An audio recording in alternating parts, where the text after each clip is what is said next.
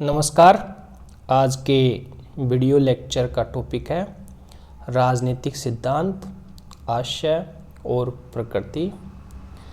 जब हम इस टॉपिक पर विचार विमर्श करते हैं तो सबसे पहले हम राजनीतिक सिद्धांत के आशय को समझने का प्रयास करते हैं और उसके बाद में हम ये देखते हैं कि राजनीति सिद्धांत की आवश्यकता क्या है, राजनीति विज्ञान में राजनीतिक सिद्धांत क्यों आवश्यक है।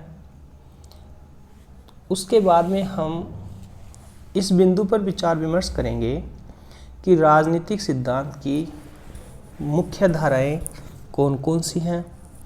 इसी प्रकार उसके बाद में हम इस बिंदु पर चर्चा करेंगे कि राजनीति विज्ञान में राजनीतिक सिद्धांत का क्या महत्व है। इस प्रकार इस बिंदु के अंतर्गत हम निम्न बिंदुओं को सम्मिलित करने का प्रयास करेंगे। तो सबसे पहले हम यह जानने का प्रयास करते हैं कि राजनीतिक सिद्धांत का क्या अर्थ है, कि इसका क्या आशय है। एक विद्वान है काइडन लिखते हैं कि सिद्धांत सभ्य मानव जाति की प्रगति का आवश्यक उपकरण है। इस प्रकार सिद्धांत शब्द के अनेक अर्थ होते हैं। यदि हम इस सिद्धांत की शाब्दिक व्याख्या देखें तो ये जो सिद्धांत इंग्लिश का जो थ्योरी शब्द है इससे बना है और ये जो थ्योरी शब्द है इसकी उत्पत्ति यूनानी शब्द थ्योरिया से हुई है, जिसका मतलब है समझने की दृष्टि। इस प्रकार विभिन्न विद्वानों ने सिद्धांत को अलग अलग तरीकों से परिभाषित करने का प्रयास किया है। राजनीतिक सिद्धांत को परिभाषित करने से पहले हम सिद्धांत शब्द को समझने का प्रयास करते हैं। तो जो उपागम है या अप्रोच जिसे इंग्लिश में कहते हैं का अगला चरण सिद्धांत कहलाता है। जब उपागम का कार्य विचाराधीन विषय के बारे में समस्याओं और आधार सामग्री के चुनाव से आगे निकल जाता है तब दृष्टिकोण सिद्धांत का रूप ले लेता है। कुछ विद्वान सिद्धांत शब्द का प्रयोग दृष्टिकोण के लिए करते हैं, जबकि अन्य विद्वान सिद्धांत को व्याख्या की चरम परिणति कहकर पुकारते हैं। किसी भी विज्ञान के नियमों की व्याख्या ही सिद्धांत है। इस प्रकार सिद्धांत ज्ञान का वह पिंड है जो किसी वस्तु की व्याख्या करता है। इस प्रकार यदि सिद्धांत को देखें तो सिद्धांत तथ्यों को एक अर्थपूर्ण विधि से व्यवस्थित करने और उनमें तार्किक संबंध स्थापित करने से ही सिद्धांत का निर्माण होता है। जिस प्रकार सिद्धांत वे तर्कसंगत अनुमान हैं जो किसी भी घटनाक्रम के मूल कारणों की विवेचना करते हैं। सिद्धांत वे प्रस्तावनाएं हैं जिनसे किसी वस्तु की व्याख्या करने का प्रयत्न किया जाता है। इस प्रकार कुछ विद्वान हैं जैसे मीहान ने लिखा है कि सिद्धांत मूल रूप से एक विचारात्मक उपकरण है जिससे राजनीतिक जीवन के तथ्यों को सुव्यवस्थित एवं क्रमबद्ध किया जाता है। इसी प्रकार कार्ल पॉपर लिखते हैं कि सिद्धांत को हम एक प्रकार का जाल कह सकते हैं जिसमें इस जगत को पकड़ा जाता है ताकि उस जगत को समझा जा सके। इस प्रकार सिद्धांत एक विश्लेषणात्मक युक्ति है जिसकी सहायता से तथ्यों की व्याख्या की जाती है और उसके विषय में भविष्यवाणी की जाती है। इस प्रकार सिद्धांत की इन परिभाषाओं के आधार पे हम निम्न निष्कर्ष निकाल सकते हैं कि सिद्धांत का निर्माण तथ्यों से होता है। दूसरी बात, सिद्धांत तथ्यों पर आधारित सामान्यकरण होता है, यानी सिद्धांत की जो नींव है वो तथ्यों के आधार पर ही रखी होती है। सिद्धांत में उपकल्पना और कथनों के समूह का सम्मिश्रण होता है। सिद्धांत में विभिन्न चरों के बीच संबंध को भी व्यक्त किया जा सकता है। इस प्रकार आधुनिक राजनीतिक सिद्धांत से अभिप्राय है राजनीतिक व्यवस्था के उस सामान्य सिद्धांत से है जो उनसे संबंधित समस्त तथ्यों को, परिकल्पनाओं को, सामान्यकरणों को आदि की व्याख्या करते हैं। इस प्रकार ये तो हुई सिद्धांत की परिभाषा। अब जब हम राजनीतिक सिद्धांत की बात करते हैं तो हम यदि राजनीतिक सिद्धांत को परिभाषित करने का प्रयास करें तो सीधी सी ये भाषा है, इसकी सीधी सी ये परिभाषा हो सकती है कि राजनीति के भिन्न भिन्न पक्षों का अध्ययन ही राजनीतिक सिद्धांत के तहत किया जाता है।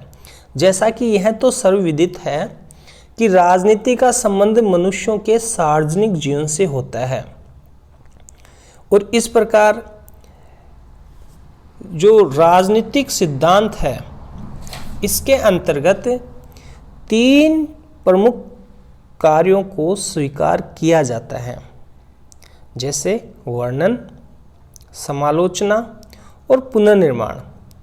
इनमें जो वर्णन का कार्य है वो राजनीति विज्ञान के क्षेत्र में आता है और समालोचना और पुनर्निर्माण का कार्य राजनीतिक दर्शन के क्षेत्र में आता है। इस प्रकार राजनीति सिद्धांत के 2 मुख्य अंग हैं, एक राजनीति विज्ञान, दूसरा राजनीतिक दर्शन। इस प्रकार राजनीति का संपूर्ण ज्ञान विकसित करने में ये दोनों तत्व परस्पर भूमिका निभाते हैं।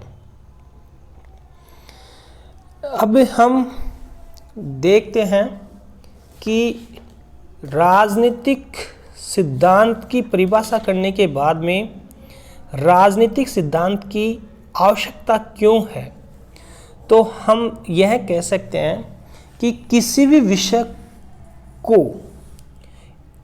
स्वायत्तता प्रदान करने के लिए, उसको समृद्ध बनाने के लिए, उसमें स्वयं को दिशा निर्देशित करने के लिए ऐसा सामर्थ्य होना चाहिए ताकि वह विषय उसका क्षेत्र निश्चित हो, निश्चित मान्यताएं हों और अध्ययन संबंधी कुछ निश्चित मान्यताएं और विकसित पद्धतियां और प्रविधियां हों। कहने का मतलब ये है कि कोई भी विषय, उसको विषय की संज्ञा तभी दी जा सकती है जब उसका निश्चित विषय क्षेत्र हो और उसकी स्पष्ट कुछ अवधारणाएं हों, कुछ सिद्धांत हों, कुछ मान्यताएं हों।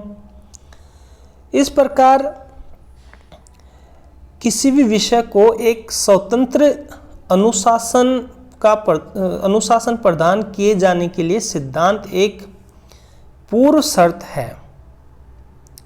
जैसा कि डेविड इंस्टन ने लिखा है कि राजनीति शास्त्र में सिद्धांत की भूमिका और महत्व का विशेष महत्व है। इंस्टन यह लिखते हैं कि राजनीतिक सिद्धांत का निर्माण राजनीति को व्यवस्थित बनाने में महत्वपूर्ण योगदान देता है। इस प्रकार बिना राजनीतिक सिद्धांत के राजनीतिक शास्त्र व्यक्तित्वहीन है। इस प्रकार हम कह सकते हैं कि राजनीतिक सिद्धांत एक विषय के रूप में राजनीति विज्ञान को समृद्ध बनाने में अपनी महती भूमिका अदा करता है, इसलिए राजनीतिक सिद्धांत की आवश्यकता होती है। अब यदि हम इस बिंदु पर विचार विमर्श करें कि राजनीतिक सिद्धांत की जो दो मुख्य धाराएं हैं, मोटे तौर पर राजनीतिक सिद्धांत को दो श्रेणियों में रखा जाता है। पहला आदर्शी सिद्धांत और दूसरा आनुभविक सिद्धांत। आदर्शी सिद्धांत को हम नॉर्मेटिव थ्योरी कह सकते हैं और अनुभविक सिद्धांत को हम एम्पिरिकल थ्योरी कह सकते हैं। आदर्शी सिद्धांत में राजनीतिक व्यवस्थाओं के बारे में कोई कल्पना मस्तिष्क में कर ली जाती है और फिर उस कल्पना को रचनात्मक रूप दिया जाता है। जैसे प्लेटो ने अपनी पुस्तक रिपब्लिक में दार्शनिक राजाओं की कल्पना की और फिर उस कल्पित आदर्श के आधार पर आदर्श राज्य का प्रतिपादन किया। इसी प्रकार आनुभविक सिद्धांतों में राजनीति व्यवहार के वास्तविक तथ्यों को समझकर सिद्धांतों का निर्माण होता है।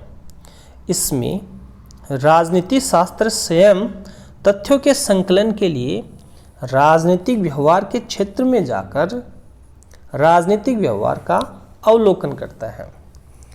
इस प्रकार राजनीति सिद्धांत की ये दो मुख्य धाराएं मानी जाती हैं, पहली आदर्शी सिद्धांत और दूसरे आनुभविक सिद्धांत। अब यदि हम जो मुख्य बिंदु है कि राजनीति सिद्धांत का राजनीति विज्ञान में क्या महत्व है, significance of political theory in political science, तो राजनीति सिद्धांत के महत्व या इसकी सार्थकता को परखने के लिए हमें इसके दोनों ही पक्षों के यानी राजनीति विज्ञान और राजनीतिक दर्शन की उपयोगिता पर विचार करना होगा। राजनीति हमारे जीवन में महत्वपूर्ण भूमिका अदा करती है और जब हम वैज्ञानिक पद्धति से राजनीतिक समस्याओं का विश्लेषण करते हैं तो इन्हें समझने और सुलझाने में पर्याप्त सहायता मिलती है। तो हम कह सकते हैं कि राजनीतिक सिद्धांत की सार्थकता सभी जगह स्वीकार की जाती है। सबसे पहले हम देखें कि राजनीतिक विज्ञान में सिद्धांत का क्या महत्व है। तो राजनीति को वैज्ञानिक अध्ययन बनाना पहली ये महत्व है, पहला बिंदु है। राजनीति विज्ञान के विद्वानों का अरस्तु के समय से ही यह प्रयत्न रहा है कि राजनीति व्यवहार से संबंधित ज्ञान को विज्ञान का रूप किस प्रकार दिया जाए। राजनीति को विज्ञान की श्रेणी में लाने के प्रयत्न का मूल उद्देश्य ही निरंतरताओं की सामान्यकरणों की तलाश कर यह सुनिश्चित करना है कि राजनीति को ज़्यादा से ज़्यादा वैज्ञानिक कैसे बनाया जाए। इसी प्रकार जो दूसरा जो बिंदु है वो है ऐतिहासिक क्रांतियों का प्रेरणा स्रोत। कुछ विद्वान राजनीति सिद्धांत को ऐसी क्रांतियों का प्रेरणा स्रोत मानते हैं जो बनी बनाई व्यवस्था को नष्ट करके हमारे जीवन को अस्त व्यस्त कर देती हैं। इस प्रकार लेस्ली स्टेफन का विश्वास है कि राजनीतिक दर्शन साधारणतः किसी नई क्रांति की संतान या आने वाली क्रांति का संकेत होता है। इसी प्रकार गेटेल लिखते हैं कि समय के परिवर्तन के साथ जो सिद्धांत अपनी उपयोगिता खो चुके हों वे अक्सर प्रगति के रास्ते में रुकावट डालते हैं। तो हम कह सकते हैं कि सब राजनीतिक सिद्धांत ऐसी हालत पैदा नहीं करते, लेकिन मानव इतिहास में ऐसी अनेक राजनीतिक सिद्धांत ने क्रांतियों को बढ़ावा दिया है जिनसे मानवता का पर्याप्त हित हुआ है। इसी प्रकार परस्पर सम्मान और सहिष्णुता को प्रोत्साहन, यह सब एक तरह से काल्पनिक चिंतन की तरह राजनीतिक दर्शन भी यथार्थ की अनदेखी करता है, उसे व्यवहार में उतारने की कोई गुंजाइश नहीं है। इसमें संदेह नहीं है कि राजनीतिक सिद्धांत का सरोकार अत्यंत जटिल समस्याओं से होता है। इस प्रकार राजनीतिक सिद्धांत की एक महत्ता ये भी है कि इसके द्वारा हम राजनीतिक व्यवहार को समझ सकते हैं। राजनीति शास्त्रियों का यह विशेष उत्तरदायित्व है कि वे राजनीतिक प्रक्रियाओं का वैज्ञानिक विश्लेषण कर राजनीतिक व्यवहार के संबंध में सामान्यकरण प्रस्तुत करें, जिससे राजनीति के विशेषज्ञ के नाते वे जनसाधारण, अभिजनों व राजनीतिज्ञों के लिए राजनीतिक व्यवहार के निष्पक्ष और निडर मार्गदर्शक रहें। इसी प्रकार राजनीतिक सिद्धांत राजनीति को पारिभाषिक शब्दावली का अर्थ निर्धारण करने में और संकल्पनाओं के स्पष्टीकरण करने में भी सहायता प्रदान करता है।